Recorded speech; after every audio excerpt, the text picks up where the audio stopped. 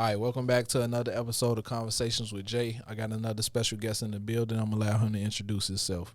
I go by the name of Skinz, man, the big pirate. What's good, big dog? Still, bro. We've been trying to lock this in for a minute. For a long time. What this about? Months, damn near. Yeah, damn near. Man, it's been a minute, but where you from, bro? 118th and Perry, Roseland, south side of Chicago. Now, I grew up in the Robert Taylors, then eventually we moved a couple times, but I really grew up on like 91st and Cottage, you feel me? So I never, even though I was so close to the Hundreds, like I never ventured into the Hundreds. You know what's crazy? I used to play but I grew up playing basketball all over the city, from the west side, suburbs. I used to play at a park. It was on, I used to play at this park on 90, what that was, King Drive, like 91st, 92nd and King Drive, Tully Park, yeah. Ooh, I remember playing championship game at Tully Park. I played all type of leagues, though. Yeah, Tully Park. Playing at Tully Park over there, though. It was some decent hoopers at Tully Park. Super. I'm the same way, bro. It's crazy because I ain't never been like a just walk up and talk to you type of motherfucker. Yeah. But you know, basketball always, like you always link with a motherfucker through some basketball. That's really how I know most of the people I know in the city. It all started from basketball. And man, you create a bond. You might not even know a nigga name, but y'all hoop together. Man, y'all. I swear to God, a nigga will walk up to you like, man, I remember you hooping with you at who out the band, everything. Yeah, because I put most of my work in at Avalon Park. So I was around right? Steph and them, all that. And I got a chance to like see real hoopers. Now, what was it like growing up in Roseland? Because I've heard stories, you feel me? And I went to Harlan, you know what I'm saying? Yeah. So I know some shit. Yeah, I went to Finger. My brother went to Harlan. Man, I feel like just like any trenches, man, you're gonna see a lot of crazy shit, man. If you got some guidance, you're gonna be able to avoid a lot of the crazy shit. And I'm grateful to be one that had guidance. I feel like that was always my advantage, you know what I'm saying, amongst a lot of people around me. Yeah. For real. Was basketball like one of your getaways coming up in that environment? I just said that in a song, man. In a song called Grammy Award winning. Thanks to basketball for keeping me out the way, sort of save me. For real, I was always busy with ball. I've been playing ball my whole life, like since probably about 5, 6. Like always busy with sports. I played football when I was young. Yeah. All sports, but basketball really kept me out of the way all my life. So I went to college. Played my first year in college, ended up breaking my wrist, getting into a fight, and that was the end of it. Yeah, what college you went to? Wiley College in Marshall, Texas. Man, basketball could take you so far, bro. Real. And you say you went to Finger. I don't know which year you graduated, but I remember we had a whole like 3-4 motherfuckers come from Finger basketball. One of them was Jeremiah. I can't remember his last name. Jeremiah Kelly. I can't remember his last name. But he was like 6'9" or something. Oh no, they was before me. I graduated 08, but I didn't even graduate from Finger. I ended up transferring. I moved my pops to Indiana. Okay. I went to a school called Morton my senior year. Yeah. So we had literally the #1 team in the country. Like, what school you went to? I went to Harlan. Oh yeah. So are you back year. when ain't that when what's dude, man? Clay. It was Clay, Clay. Andre Gullins. Andre Gullins. Yeah, I remember Andre Gullins used to come up the Finger. I think I think Ray was might have been a coach back then. Ray and Lil Ray. Yeah. They was Lil Ray was on my team. Shout out Lil Ray and Big Ray. Yeah, man. I fuck with Lil Ray. Eddie Curry running Rebels with them niggas way back. Lil Ray, that was my dog, man. Yeah, shout out Lil Ray, he rapping shit too. Yeah, but we had the #1 team, and it was crazy because I hoop, but I like my cousin had some shit going on with I don't know if you know Marty. He had a limp, big dude. He had a limp. My cousin had some shit going on where he was swiping his players and shit, and they ain't know at the time, so they ain't for some reason. Shit was like that too though, and when I went to that was like big kind of back in them days, like with the players and shit like that. And that shit fell on me. They ain't let me hoop, but I was always still around. Like I practiced with them and everything. I just never suited up, and I ain't know none of that shit until I graduated. And then Marty told me. It was like that when I was I transferred from Finger. I went to TF North first. I didn't get to play at TF North. My grades, I was tripping or whatever like that. I played AAU with Big Ray, and then we all was on the, I forgot the name of my team, man. Eddie Curry running Rebels. I'm tripping. Yeah. We ended up whole AAU team, not everybody, but most of the team ended up transferring to Fingwood. That was my neighborhood high school, so I was good. But everybody else, they had to like go through all type of loops because the city wasn't letting them play at first. Yeah, that basketball shit different, bro. Yeah, that shit have been about politics and all type of little loopholes and shit. Bro, it was crazy, though, because there was so much talent on that team, bro, and they didn't win the game, bro. Like, Yeah. I never forget sitting in practice, bro, and Rick Pitino walking in that bitch. Oh, damn, bro. Damn. He was busting in this Andre bitch. Gullins? Yeah, Gullins was a monster, bro. He was a monster, He but was a he was monster. just, he was he part couldn't- of his environment. Yeah, he couldn't get out of That's that. crazy. I was asking somebody, man, what the fuck ever happened to homie, man? That Yeah. nigga was hard. Bro, he was putting up 40 What? easily, bro. And he had a different type of game. I don't know how to explain this game, like on some hood ass game. My though. mama, and he wasn't a big. He was Yeah, tall, but skinny he nigga. wasn't big. Yeah. You feel me? He still Little getting- mini KD ass game my for baby, real. getting everybody work. So it was crazy just seeing that and seeing them not win with so Yeah. much talent, though. You feel me? No, for Nah. sure. How was college for you? Because you say you got. Into I a had fight. 1 year, man. It was a good experience everybody need to go through, man, for real. Getting I was away. on there just focused on all the wrong shit.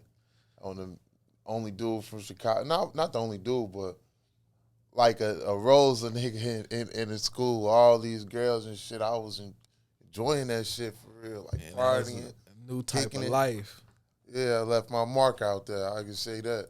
Was when you went down there, did you get that feel? Because I know I went to Jackson State for college, and it's like if you from Chicago, bro, you automatically one of them dudes, no matter where It's you at. off the rip.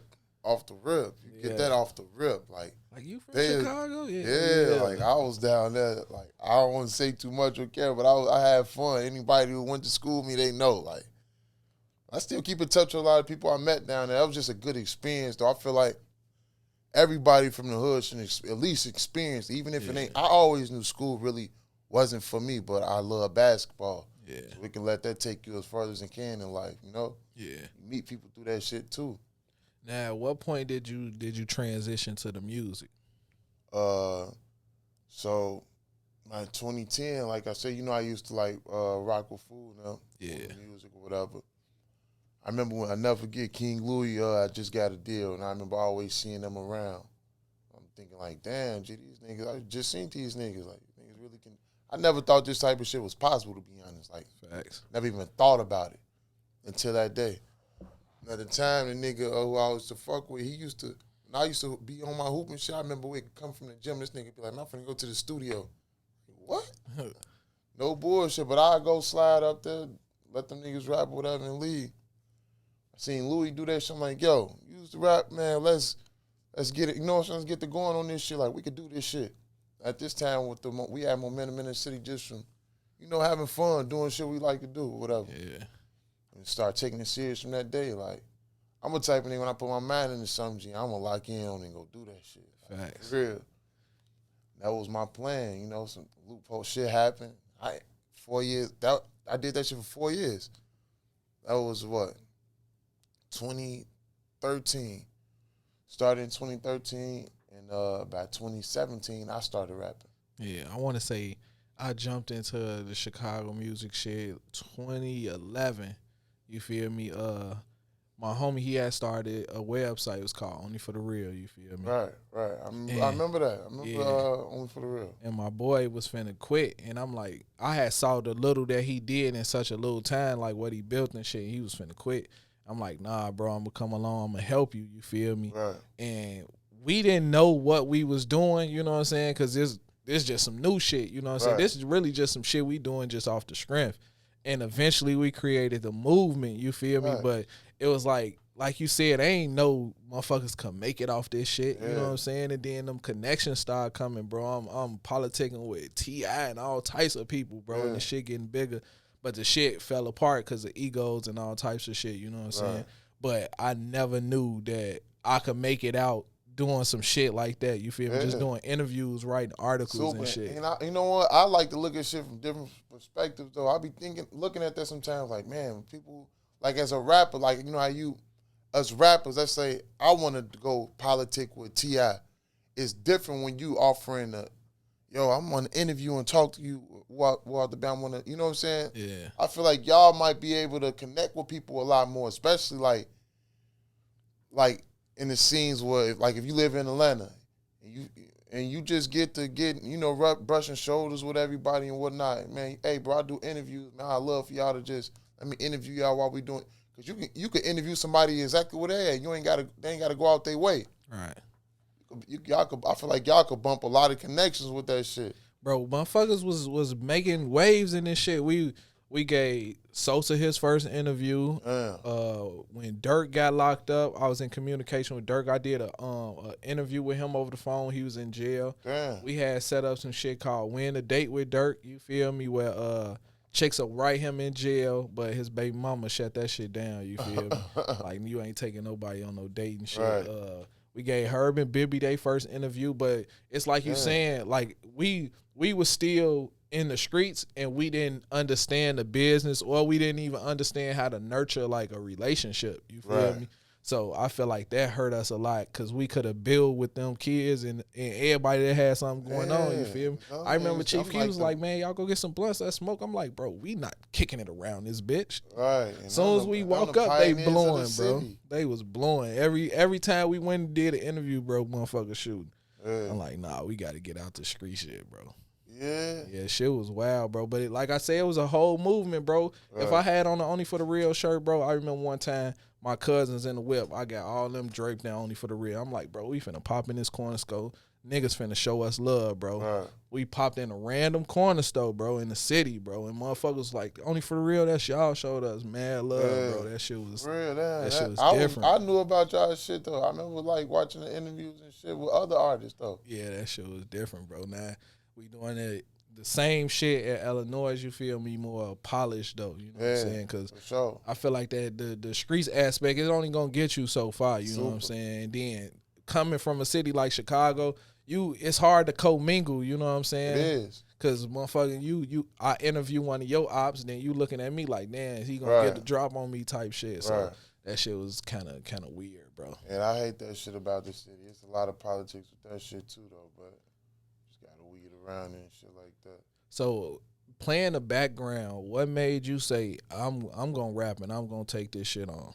I just felt like at the time, like everybody wasn't taking it as serious as I was, you know. And I feel like I didn't have no control because I wasn't no artist. Right. And like I explained in like other interviews, like I had a grandmother who was sick. But she always, before she even got sick, always telling me like, why don't you rap? That wasn't my vision from the jump. I wanted to be Dame. Like I always say, like, I wanted to do it the Dame way. I was one who believed in the artist. Like, I didn't see myself as an artist. Right. But my last conversation when I was in the hospital, she had got sick. I was telling her about the shit that we was doing. Like, man, my homie been doing this and that. And she was like, but why don't you? She had always kind of play that shit off and then ask me, why don't you rap? That was the last convo, and I wrote my first rap. She was sick. On my first rap, leaving the hospital, on the real, on my way back to Atlanta, cause she had someone heart stop, flew out to Arizona the next day just to surprise her when they brought her back. And she was like in good spirits. We was talking, and that was my last conversation with her ever. And she said, "Why don't you rap?" I'm like, "Bet." Took into consideration. And at that time, there's just so much going on. I'm like, maybe I need to take control of my own destiny, you know? Yeah. Been up ever since. I've been at it. Bro, like a lot of people, once they start rapping, you know what I'm saying, it seemed like everybody hit that ceiling where the shit ain't taking off, you know what I'm saying? And motherfuckers be like, man, why is it taking so long? Yeah. And I feel like with you, instead of, and like you probably had those moments where you said that to yourself, but you can always see the progression in your rise from the first song to the last song, you know what I'm saying? You see nothing but elevation and growth. And like your grind be different, bro. Like you gonna get in motherfuckers' face regardless, bro. Sure. I love that about you, bro. For sure. 'Cause I know the music good, like it's like no way. If you're not hearing this, like that's how I be feeling. I go on the ground. You had the thing with what is it, Music Break? Yeah. Bro, I'm looking at that like this the type of shit that motherfuckers don't understand. You know what I'm saying? Like you gotta find these opportunities and then you gotta take advantage of them. Man, shout out Music Breakr too, man. For real, I got another big opportunity through Music Breakr coming real soon too. Bro, just off the strength of the words that they have for you, you know what I'm saying? Because I think of it, I listen to a lot of Nip, you feel me? And Nip was like, man, he make rich gangbanger music, you feel me? Yeah. I feel like you make rich lifestyle music, you know what I'm saying? And it ain't no boasting and bragging shit. It's like, man, I came from the trenches and look where I'm at. You know what I'm saying? Inspirational, like, man, and just I try to like, and I've studied that nigga. That was one of my favorite. He always talked about his steps to how he got the way he was at. And he showed you, though. Like, that was what was most powerful out of all that shit to me. I take that with my shit. You know what I'm saying? I feel like people watching my progress from way back, from me even coming from playing the back to now. A lot of people pay attention to that shit, and they tell him, like, damn, that shit inspirational. So that's what let me know, like, now I'm on my shit. What would you say has been, like, your favorite moment being a rapper? Like, you was like, damn, this shit crazy. Favorite moment being a rapper.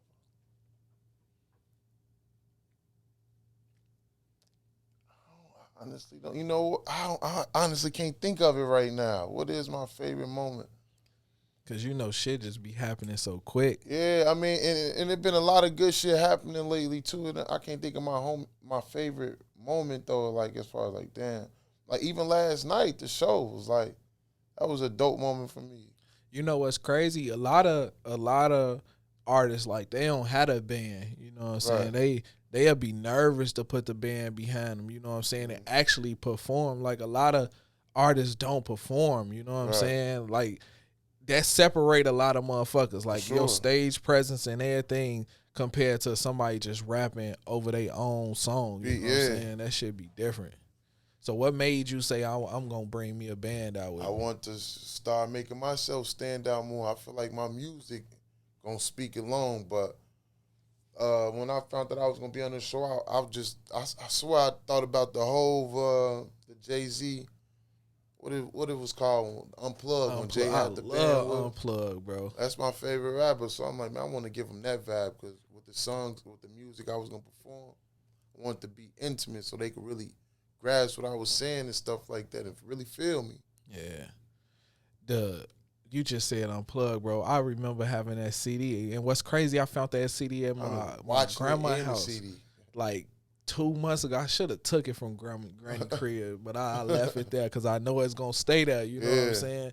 But yeah, I used to love listening to Unplugged, bro. He killed that shit. That was hard. Could you see yourself doing a project like that? Hell yeah. Like, my next project, it could be dope just like that because it got it's that type of feel, like classic feel, like, lavish, the instruments, saxophones, and just all of that. Like, it's that feel. Facts. Now, coming from behind the scenes to artists, you know what I'm saying, what would you say would be the biggest takeaway you've had from both? You know what I'm saying, is being the back and then putting all into yourself. I learned so much from being in the back, though. Like, I learned a lot of lessons earlier in my career. That's why I be saying everything destined.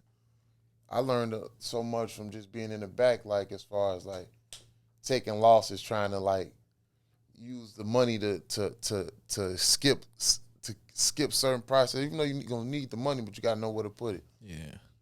And how to weed out the fake shit that people who trying to prey on artists who they know serious about their craft and willing to invest in it.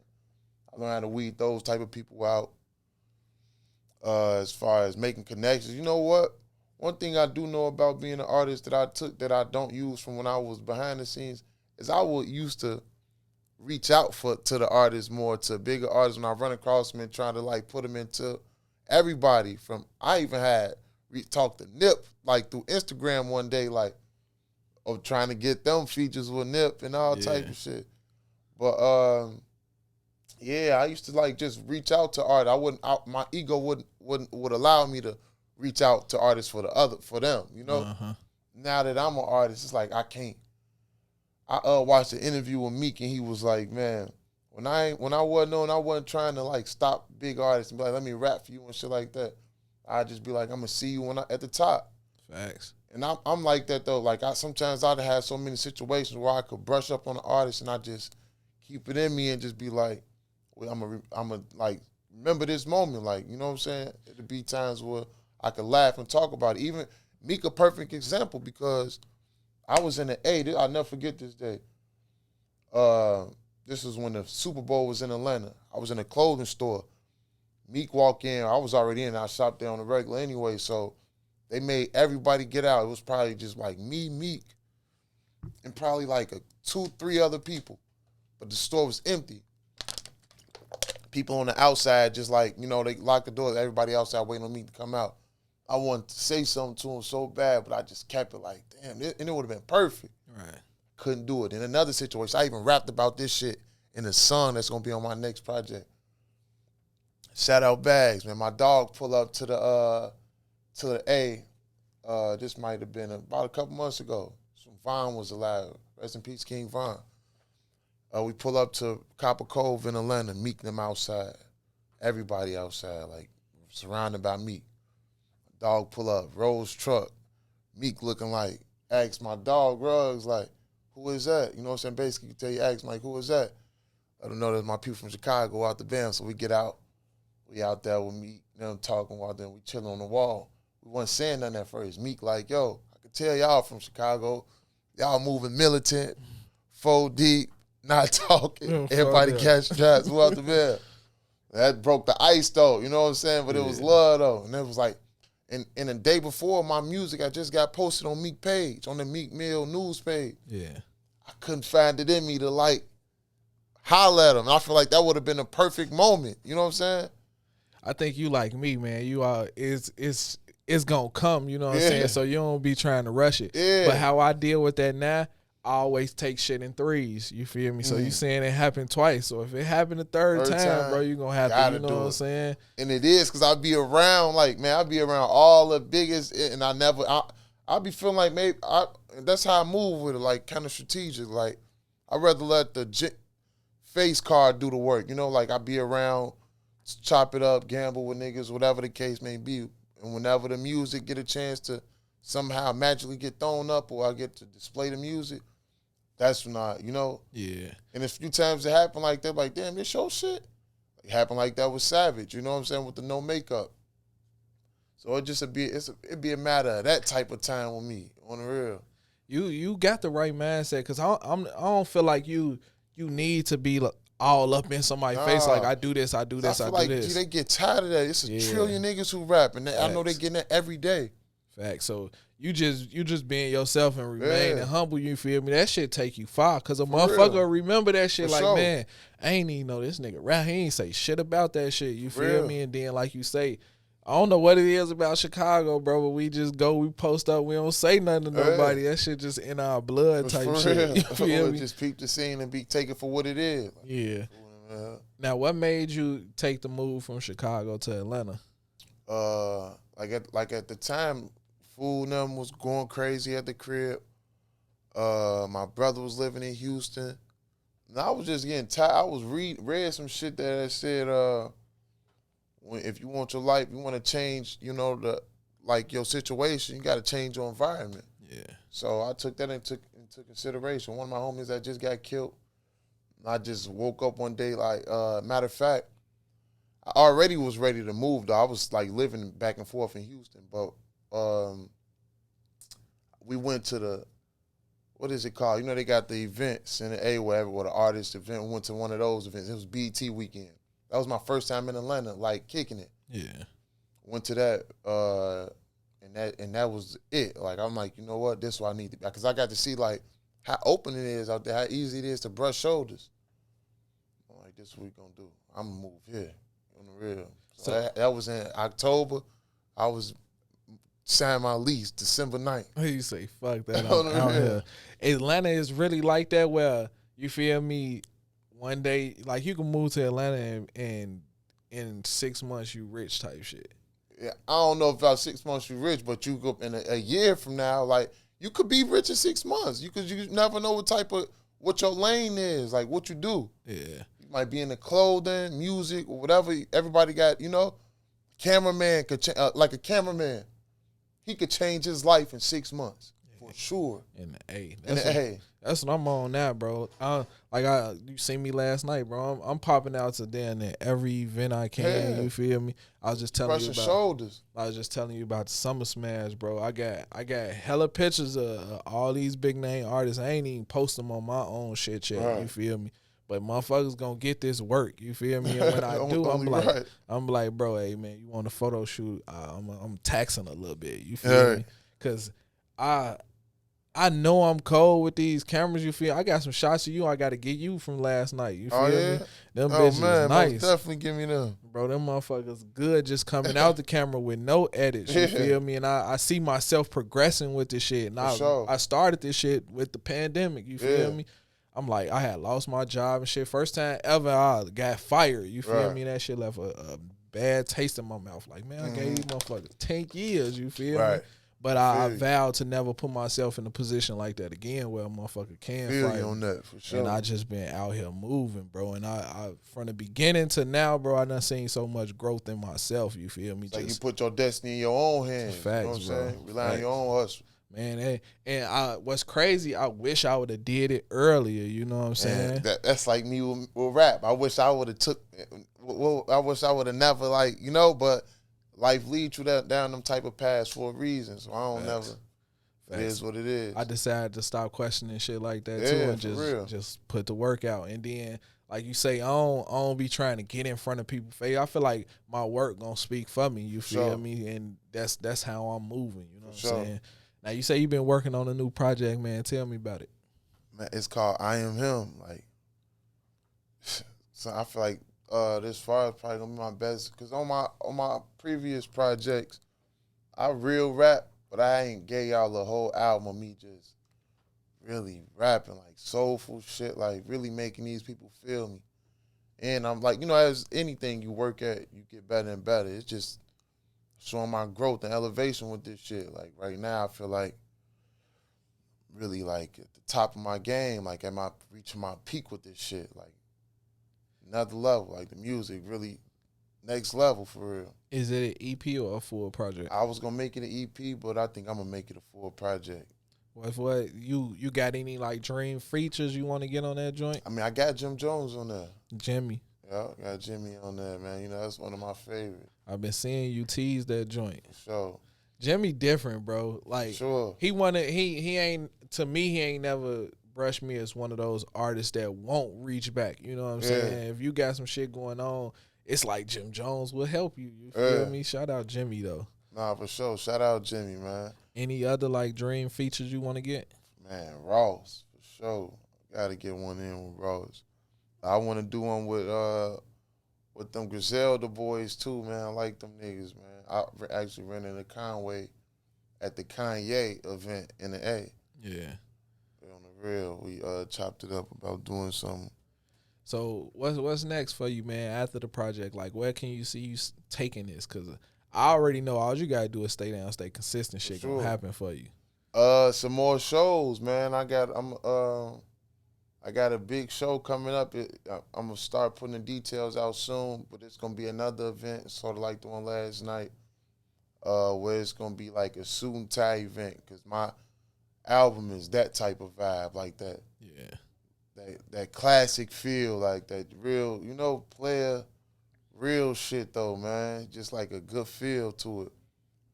And I'm gonna have a live band with it as well. It's gonna be just some dope shit, as well as other artists from the city. TT, Jujilla, 4, and one female. What's her name? Day Jones. Okay, yeah, she got bars. Yeah, I fuck with her. We're gonna rock with Day Jones too, man. It's gonna be a dope ass event. It's gonna be in the city? Of course. All right, then I'm definitely sliding through that joint. Now this is my favorite question, bro. Now everything you done been through in life, bro. Like, if you had to give your younger self any advice, like, what would it be? My younger advice, I would teach myself, I would, hard work ethic.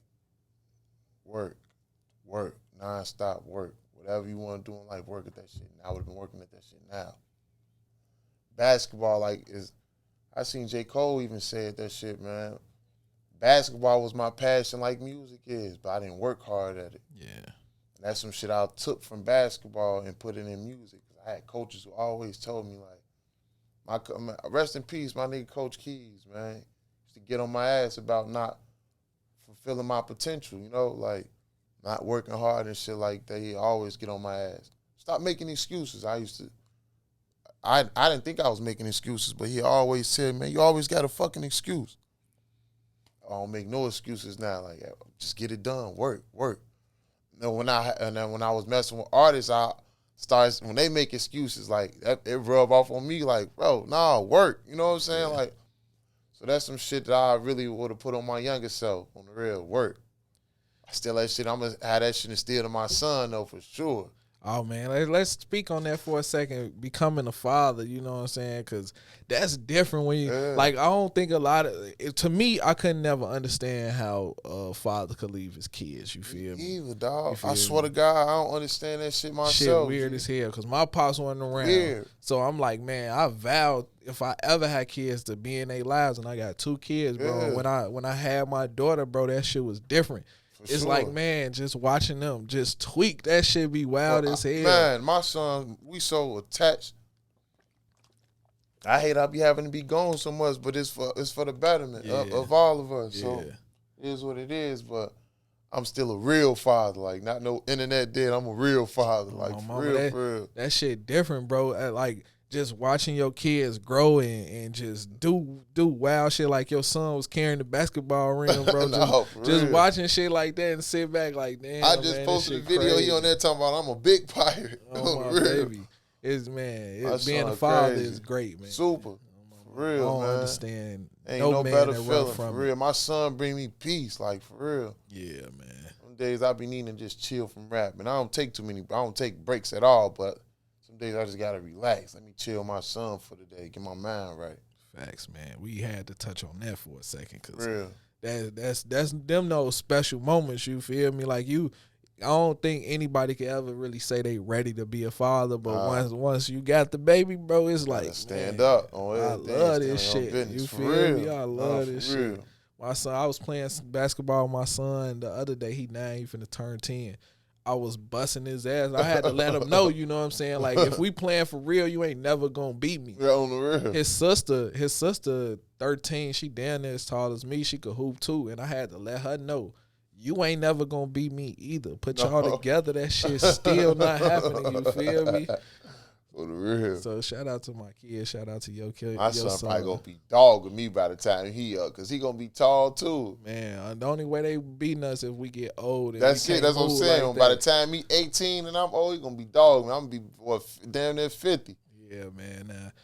I want to say I appreciate you for sliding through. You feel appreciate me? you for having me, man. Man, for real. I don't know exactly how we met, but I know it was through the internet. You feel me? And we just been slowly building. You know what I'm saying? And I've been watching your growth from the beginning. For sure. And I don't know how I be finding artists. You know what I'm saying? But I be knowing motherfuckers. I might have been reaching out to you the whole time. When I first started, I know they do the radio. I want to make sure I get in front of it. Like you said, you know, when they come to me, I'm going to make sure I get out there. Yeah. For real.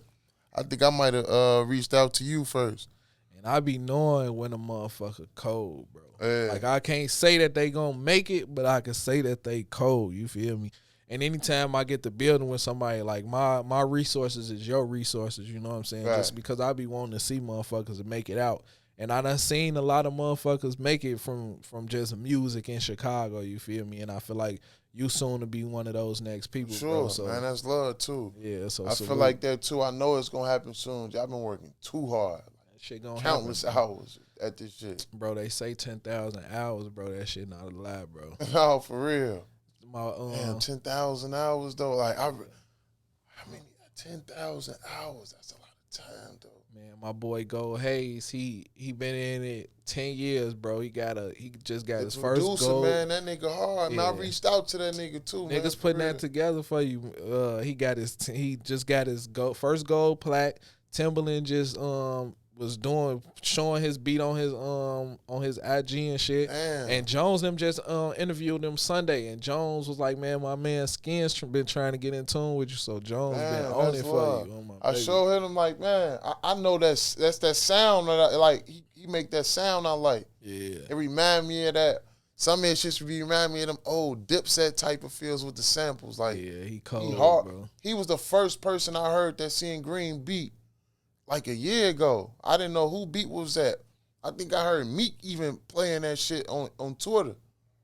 He like had a little thing he was doing with his hand. That shit damn near went viral. Yeah, Hayes cold with it. So hopefully Jones connect them dots for you. Yeah, for sure. Or I'm gonna connect them on my own because I actually just went through his. He got like a thing where you could purchase his beats. Yeah. So I'm gonna go kill some of his shit. Oh my baby, but man, I'm happy to see your growth, bro. Just Show keep love, going, bro. keep grinding. You feel me? Everything that's coming to you gonna come, bro. You just gotta keep working on my baby. 10,000 hours. 10,000 hours. Yeah. So once again, salute to you for sliding through, bro. For sure. Appreciate you for having me, G. No doubt. Now this has been another episode of Conversations with Jay. For sure.